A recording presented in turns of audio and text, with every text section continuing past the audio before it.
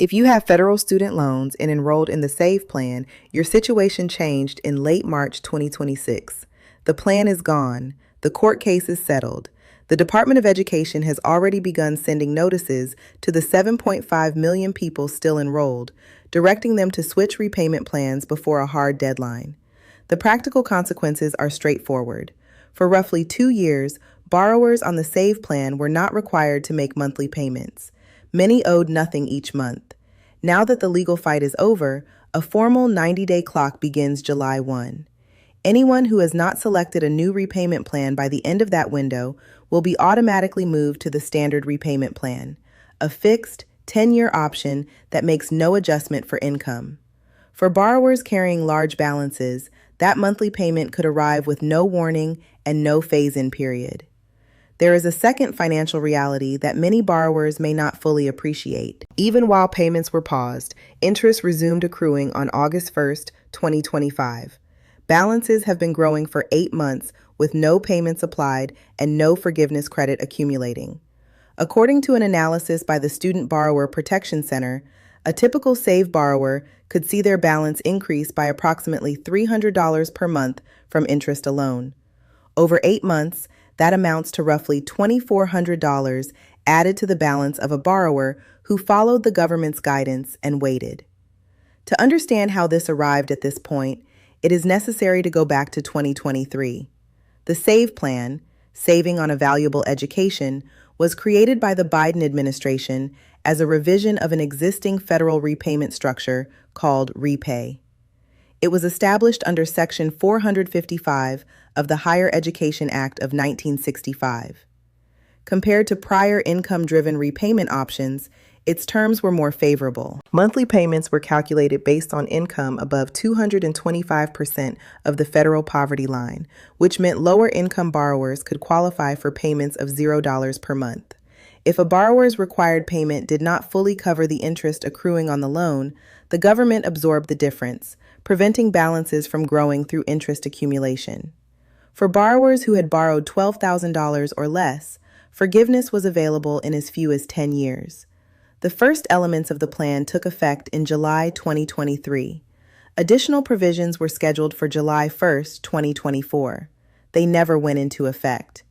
In early 2024, 2 groups of Republican-led states filed separate lawsuits arguing that the administration lacked the legal authority to structure a repayment plan with these features, that what was framed as a repayment option was, functionally, a loan forgiveness program that Congress had not authorized. On July 18, 2024, the U.S. Court of Appeals for the 8th Circuit ruled that the Department of Education had to stop implementing the SAVE plan entirely while the courts resolved the litigation.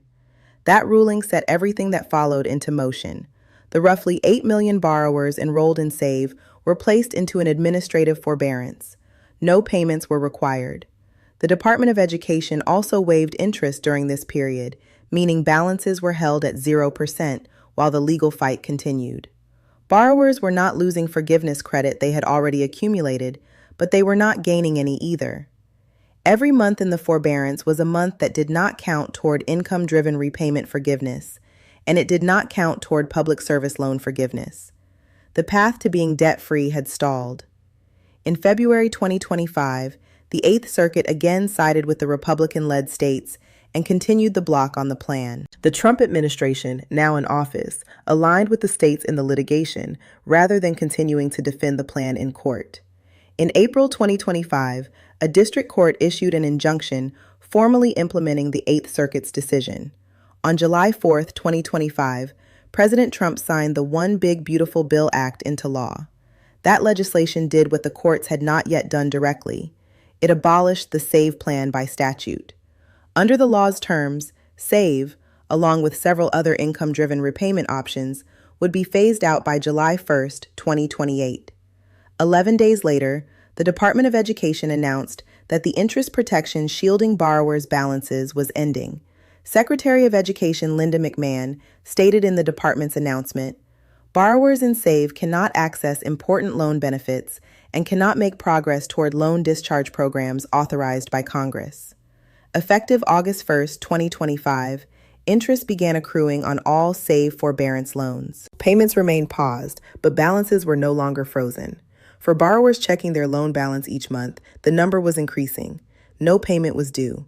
Nothing on their account was flagged as delinquent, but the total owed was growing, and none of those months were building toward eventual forgiveness.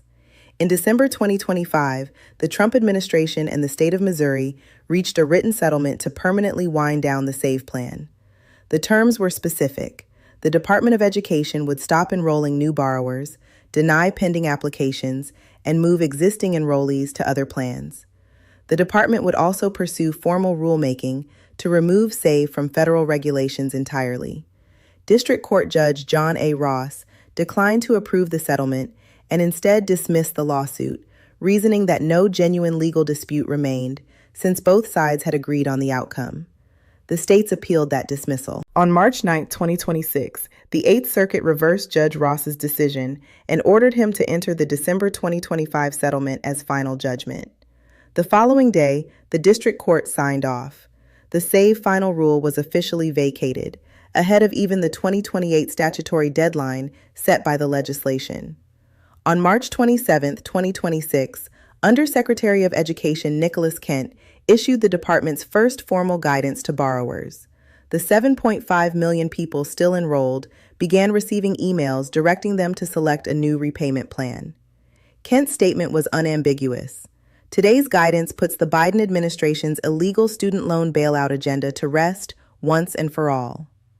At that point, the financial position of a typical SAVE borrower reflected the accumulated effect of 2 years of legal limbo.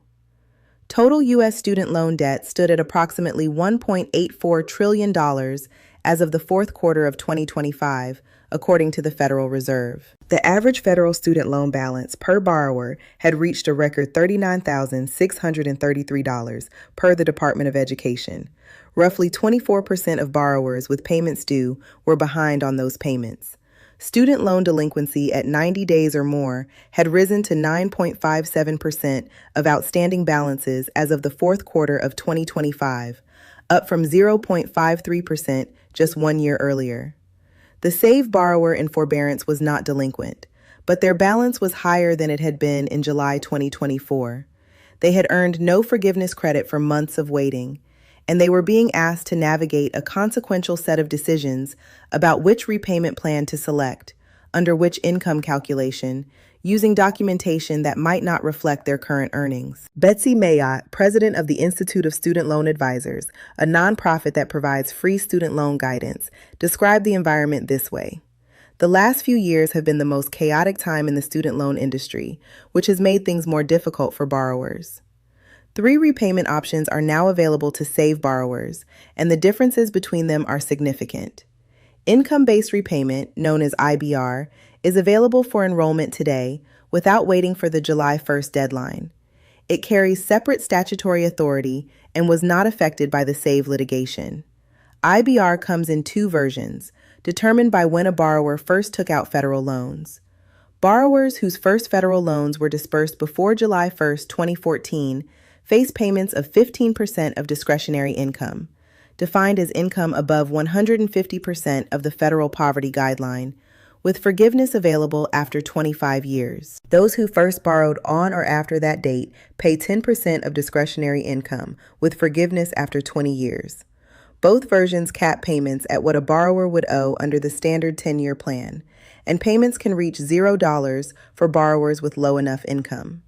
There is a critical eligibility condition attached to IBR that borrowers need to understand.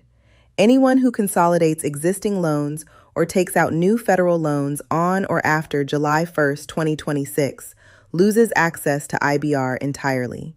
After that date, the only income-driven option for new or consolidated loans is the Repayment Assistance Plan. The Repayment Assistance Plan, RAP, is a new income-driven option created by the One Big Beautiful Bill Act. It is not yet available. Enrollment opens July 1st, 2026. RAP calculates monthly payments on a sliding scale from 1% to 10% of adjusted gross income across 11 income brackets. For each dependent child claimed on a borrower's tax return, $50 is deducted from the monthly payment. The plan carries a minimum payment of $10 per month There is no $0 option. RAP includes an interest waiver. If a borrower's required payment does not cover the interest accruing that month, the difference is forgiven rather than added to the balance. The plan also provides up to $50 per month in principal reduction when a payment does not reach the principal. Forgiveness under RAP comes after 30 years, 5 years longer than the timelines under most prior income-driven plans. RAP qualifies for public service loan forgiveness. For borrowers earning $80,000 or less, RAP is likely to produce lower monthly payments than IBR. For borrowers earning above $100,000, monthly payments under RAP are typically approximately $200 more per month than what IBR or the older pay plan would require. The third option requires no action. Borrowers who do not select a plan before their individual 90-day window closes will be automatically enrolled in the Standard Repayment Plan. Fixed monthly payments structured to retire the full balance over 10 years with no adjustment for income or family size.